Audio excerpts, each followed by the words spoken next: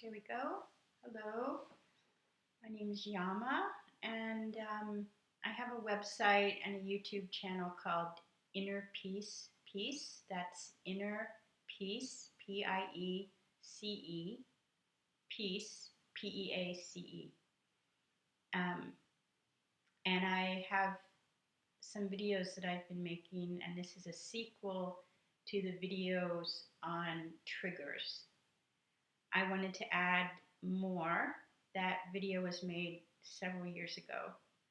Um, what I am learning firsthand is several things. One, often our triggers come from growing up or living around others, and they aren't necessarily something that's in us to begin with, but because they're in the experience and patterns of other people, we kind of breathe it in, we learn it, whether we're conscious of it or not, and someday we may hear ourselves sounding the way other people have sounded that we've witnessed. Um, Thich Nhat Hanh used to talk about this as seeds. I think this all comes from Buddha, actually. But in Thich Nhat Hanh's words and perspectives of Buddhist teachings, he spoke about a basement. I can't remember how many seeds, there were 50 or 70 some seeds that we all have. And that often these seeds are located in the basement. They're just sitting there like in a storage situation. And sometimes those seeds come up into the living room and make themselves known, and it's like they're visiting us or they're here now. And so it could be that a seed that you never encountered within yourself or were conscious of, you're now encountering and are conscious of. And that could be a seed of frustration, anger, intolerance, rage that gets triggered. The old word for this is your buttons get pushed. So when you push a button, something comes on or off, and you're not controlling yourself. It's automatic. It's just coming out of you. And often this, if there's a situation going on that is going on and on and on and not changing, and you're experiencing yourself being triggered over and over and over, even if it's daily or several times a week or several times a day,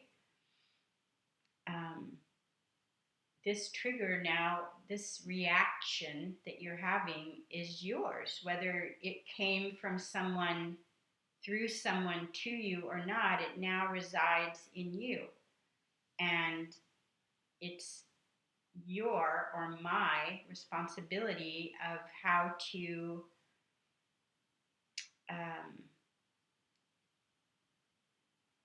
disarm it or unwire it or rewire it or compost it or destroy it, or however, whatever you can or want to do. And so the first step for me is when this happens to me, is that I am aware of it. I'm knowing that I am now reacting, and I'm either frustrated or feeling very intolerant of whatever is going on, or angry, or even just a lot of fuel towards expressing how upset I am or how much I don't like what's going on. At the same time, I don't like the way I'm expressing. I don't like expressing fire. I don't like emanating fire onto others, and I don't like the feeling that gives me as well. So I'm giving others a feeling, and I'm also giving that feeling to me, and I don't like any of it, and I don't want to be this way. that doesn't mean it stops or it changes. Something has to change inside me. So my experience, it's the really the only thing and the best thing, because it's firsthand, I know it well, um, of this going on with me is I really had no control over it. There was something going on I didn't like, I didn't want to be around, I didn't want, period. And yet it was in my life and I did not like it. And I just would get frustrated, I'd get angry, I'd feel intolerant of it.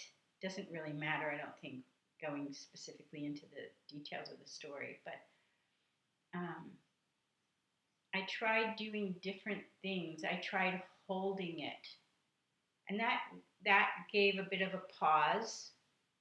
It meant I had to be aware. I had to own it, like right away.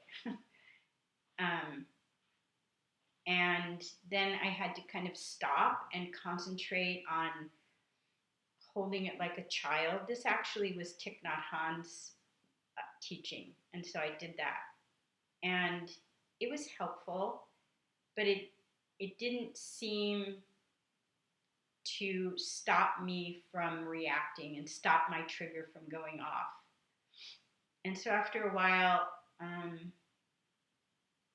kind of faded, and then something else came into my realm, and it was a meditation technique, which is supposed to be a secret. No one can talk about it, which I'm not. I'm honoring the teacher who gave the technique, but I'm not really sure I agree with that at all. I really don't think I agree with it. I'm not sure what his reasons are. But, traditionally these things were always secretive, and now it's kind of, that's all been opened up and kind of taken down. You can talk about everything, but I'm still honoring that. So I really did notice that the effect of the technique was that I wasn't getting triggered as much or as badly, and things were getting better, kind of like a lotus or a flower opening, that I was opening. And that was really great. And then, for reasons I won't go into, I stopped doing that technique.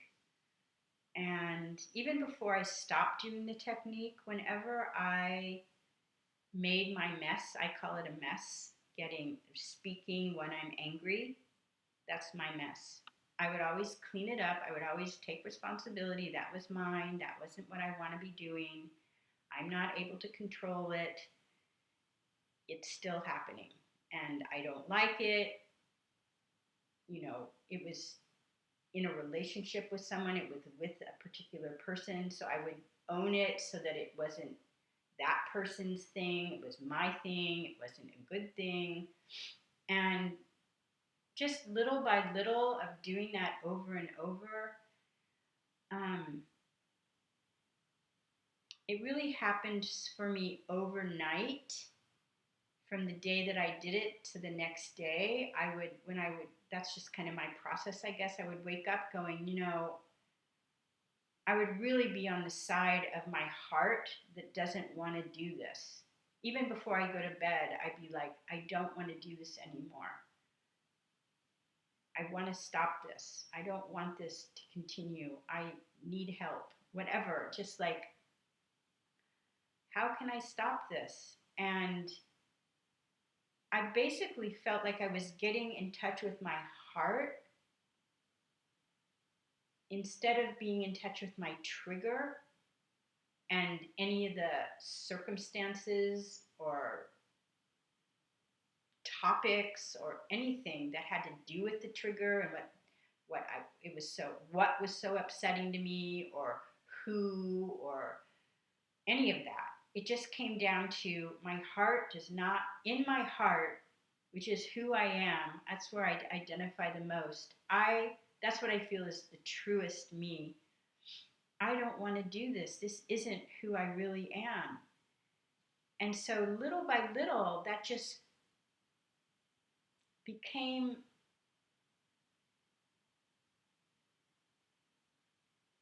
want to say more real. In a way, I want to say bigger. Like it became more present for me. It started to pervade what I experienced inside. It became, I don't know if you could say, I don't think any of these words are really accurate, but stronger or more present than anything else, more present than the upset. It just started to be, it started to take over instead of the trigger. And so in that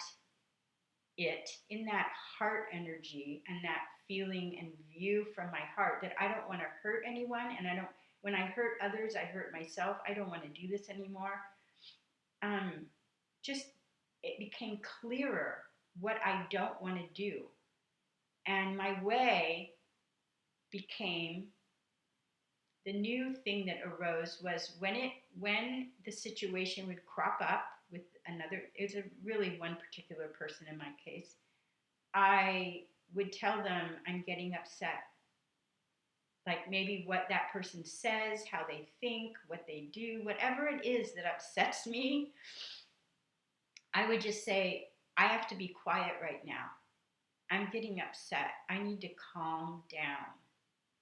And that's what I do. I get quiet. I wait until I'm calm. Then I might sooner or later, sometimes sooner, sometimes later, go back to that person and in a calm, balanced, lighter, easier way, I would just explain what was upsetting me or talk about it with them.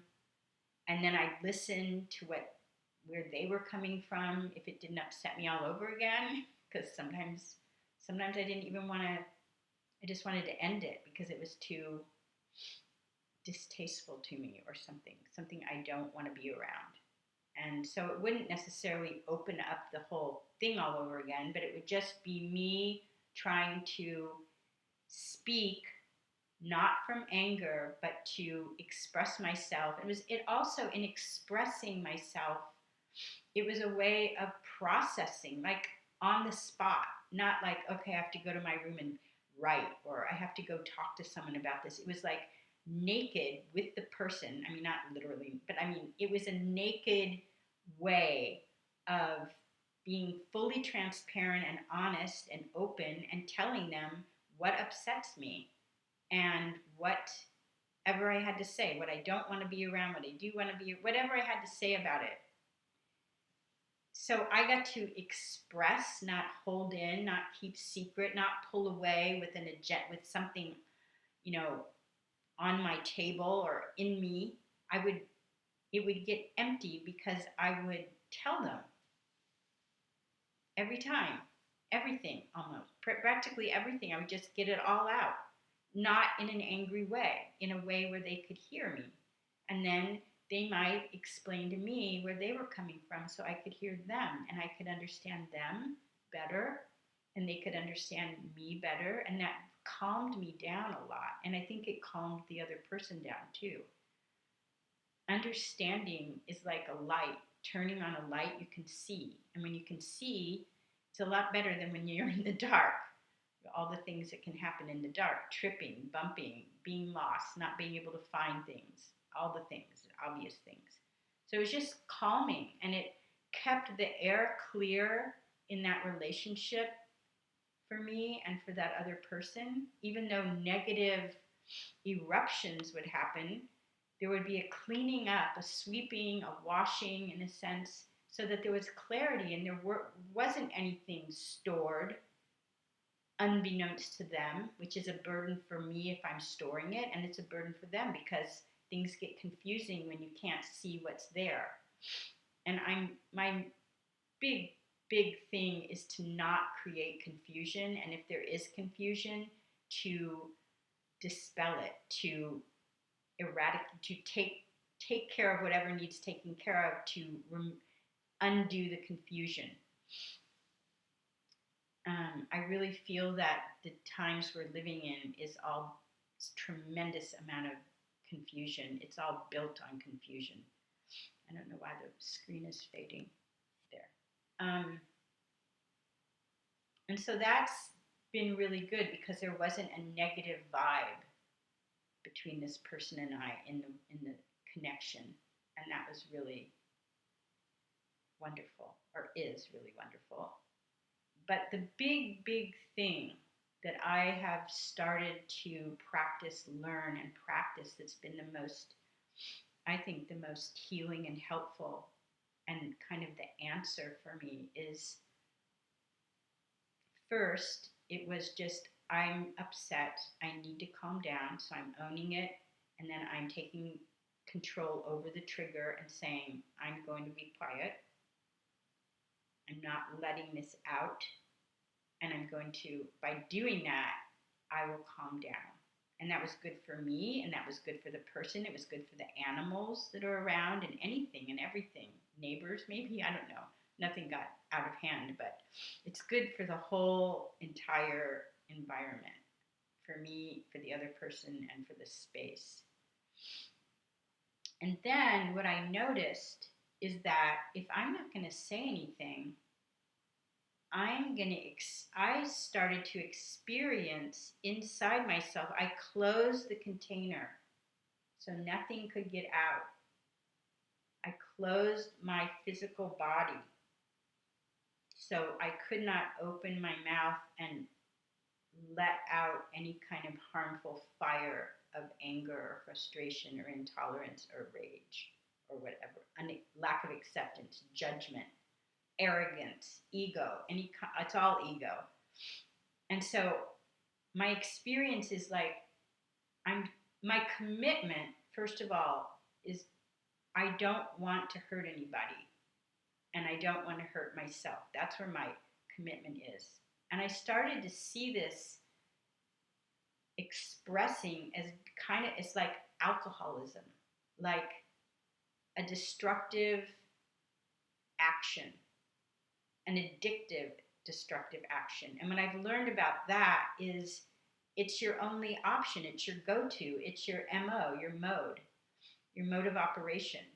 It's your only option. You don't know what else to do. This is what you do. You might do it consciously, you might do it unconsciously, but you're doing it. And you have no, it happens very fast.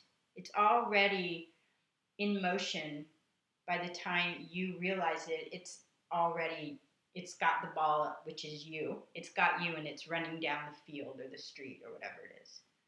And so the experience is, it's like I have my mouth closed. Nothing's going to come out. And it's not even because I have the commitment in my heart that I do not want to hurt anybody. It's just like you being near someone and they're getting hurt and you don't want them to be hurt, or an animal or a person or anything. You're very clear. I do not want this. And so it's not hard. It's easy. I hate using that word. It feels kind of, I don't want to make light of it. But I'm not struggling. I'm not forgetting. I'm not having a hard time. I'm having a rather, and I hope this doesn't change because I'm saying it. I don't want to jinx it, but it's becoming very doable for me to realize I want what's coming at me to stop because I'm too upset. I'm basically stopping myself. It looks like I'm stopping them, which in a way I am, but I'm mostly, if I didn't get so upset, I wouldn't have to stop them. But because I do get so upset, I have to stop myself. And that means stopping them too. But I'm mostly needing to stop myself. And then I'm holding and I'm letting the time take what it takes to come back to calmness. And sometimes that's only 3 minutes, and sometimes it's a few more minutes, but it never goes on like beyond 5 to 10 minutes, if ever that much, which is a good sign. But it still doesn't make it any less fiery when the fire is there. And now what I'm noticing is when I do close my mouth, and I feel really good, like I can close my mouth, I am closing my mouth. I am not letting this out. It's like I'm becoming the protector. And that feels so good. And also I feel strong and I feel empowered. So that's strength. And I feel really happy and satisfied that I'm doing this. This is happening. I'm protecting others and myself from the fire of being upset and the trigger that was so overpowering and out of control. And now what I'm experiencing is the physical sensations of the fire. Whatever the topic, our mind can get involved. That's not right. Don't they know they're so stupid? Blah, blah, blah. Or, I have the answer. They don't. And it's just, I have an answer. There's an answer to this because there is a topic like that I've found an answer to. I mean, most people aren't going to like it, but I can talk about that maybe, or in another video maybe. It's going to be a very unpopular perspective from me, I think. But also it might make a lot of sense to people. I'm getting off the subject. So feeling, instead of emitting, letting out that spray of fire that hurts, I'm willing to go through the sensations of bearing it inside my body, and I'm watching it. I'm aware of it. I'm viscerally feeling it and going through it, and it might only be a matter of seconds. It's very unpleasant, but it's like part of the capacity, it feels good because it's a capacity of protecting. And it's so worth it. And I can bear it. I can do it. And then it just seems to, it seems momentary almost. But I'm aware when that moment is happening, and it's cool in a sense because there's awareness and there's the ability to contain something that wouldn't be good to let out. It's really satisfying and it's really helping me. And I just wanted to share it. It's what I'm finding as a resolution for being triggered, and for all that we pass down to one another in our relationships and in our families and in our society. I really feel there are answers to these human patterns that get very deeply ingrained and have over the centuries and generations, and are very rampant right now and are creating a lot of havoc in so many people's lives all across the world, that there are answers. And a lot of it has to do with what am I doing? What kind of mess did I make? It seems like we all make messes. Even if you pour a cup of tea, you might spill a little bit. So is that a terrible thing? And sometimes a mess isn't a good thing. It is kind of terrible, but it still needs to be cleaned up. And if we could believe, if we could know, believe is becoming like a not good word. If we could know that's my mess, and we could say, I'm going to clean up my mess. And if everyone cleaned up, let's just say in your household or in your life, your closely knit life with others, if everyone was really realized this and was on board with it,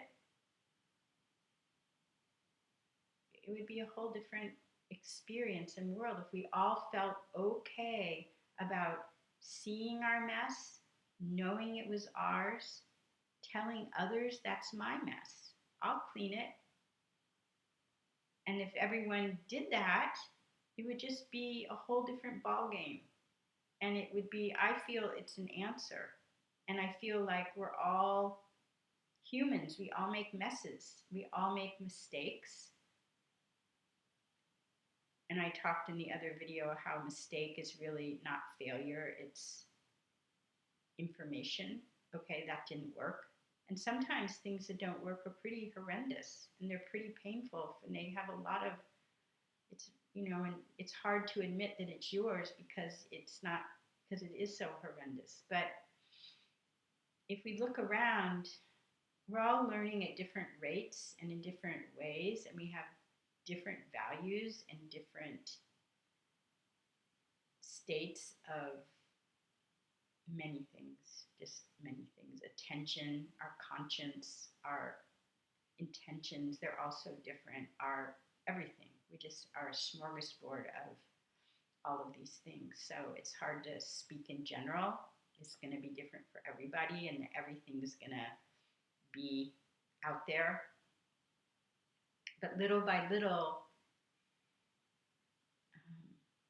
if we can change the modality of feeling shame and having to deny and having to fear consequences and fear other people's responses and fear rejection and fear abandonment and fear being protested or becoming unpopular or anything that's a form of a rejection, because we're rejecting ourselves. We learn to then reject ourselves, and then we're stuck. There's nowhere to go. You're just in the corner with no door or window. And so the answer is that all of that was the wrong alley, the wrong street, the wrong path, the wrong way. And just to be able to accept everything, which is a big deal, but it's the way. It doesn't mean we like it. It doesn't mean it works. It doesn't mean it's good or anything. It just means, okay, this is what it is. Now, how do I handle it? What do I do now? And that really leads me into the other video that I made, which is on choice making. So responsibility and choice making are very intertwined, or they're very connected with one another, and so is communicating. So if I'm triggered and I say something while I'm upset, that's like putting a spoonful of really bad food in someone's mouth and expecting them to open their mouth and allow that food to come in and then chew it and swallow it. Like, that's crazy, Food can't be toxic. And so when we are triggered and we say what we say because we're not aware and clear and we haven't made the decision not to do that, we might not like it, but we still haven't made a clear enough decision, a conscious enough decision not to do that. The other person can't hear us, and our words are not something they can take in. So and also our words to begin with are not truly communicative because they're full of toxic upset, fire. It could be fear, but I'm talking about fire in my case. And there's no way for us to live together without the ability to communicate in a good way, in a way that we can hear what's being said, in a way that we can say things so that they can be heard, they can be taken in, and that make sense, that are simple enough and clear enough so that we have a good understanding when we speak about whatever it is we speak. So that depends on how honest we're being and how how well-meaning we are. What do we really want? Do we want to defend ourselves? Do we want to be right? Do we want to be higher than the other person? Like, what is coming through when we say anything? Where are we really coming from? So there's just so much to all of this. Um, and it's all really good stuff.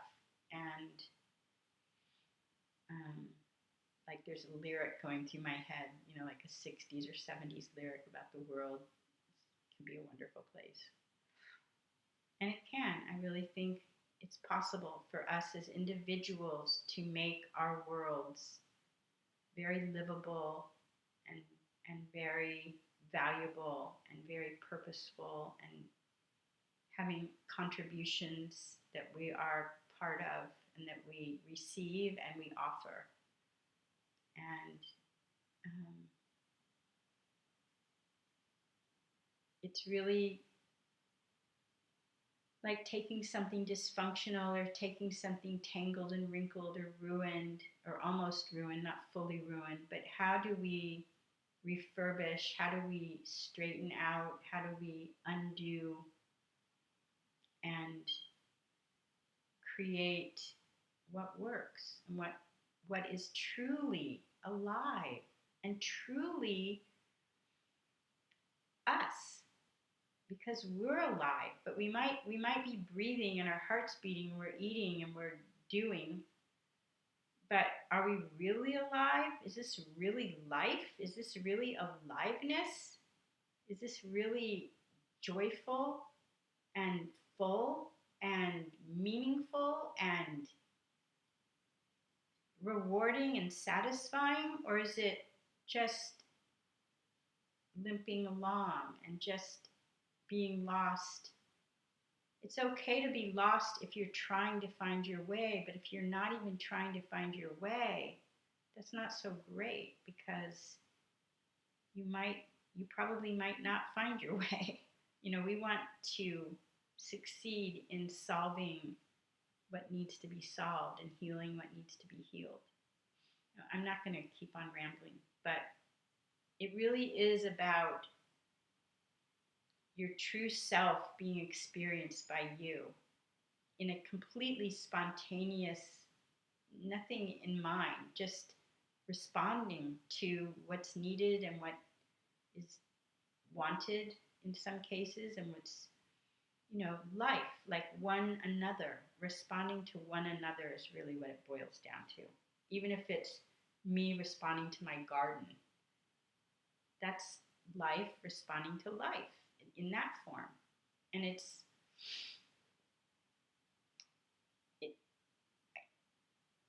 it's not like I have to be super wealthy to have that kind of a connection. It's not like I have to be super anything. It's not like I have to be super or known or rewarded or anything. It's just the reward. It's just the experience of life meeting life in its aliveness, and that's it. So really nothing more to say. And that's kind of my desire and wish for myself and every other living entity. Even a fly. A fly gets to be a fly. If it flies in your house, well, see if you can make it possible for the fly to fly out of the house before you get all in a tizzy and get your fly swatter out. Like, this is life. This is a God-given life. So let's honor every form of life. There's a purpose. There's a reason. It's a beautiful thing. Even, a snail. I mean, it's all... Well, that gets me to my other topic, which I will save for another video. It's a big word if I say it. I think I won't say it. I'll just go back to fully living, fully feeling alive and interacting with other fully living life. And all the spontaneity and joy that comes from that, and cultivating that possibility for ourselves and for those that we are in contact with, if that's their desire and wish. And that's it. So there will probably be another video on this topic at some point if there's more to be revealed. Thank you for listening, and if you like this, you can hit the like button, you can subscribe to the channel, you can come to the website. It's innerpeacepeace.com, and the website, the channel is Inner Peace Peace. Thank you so much.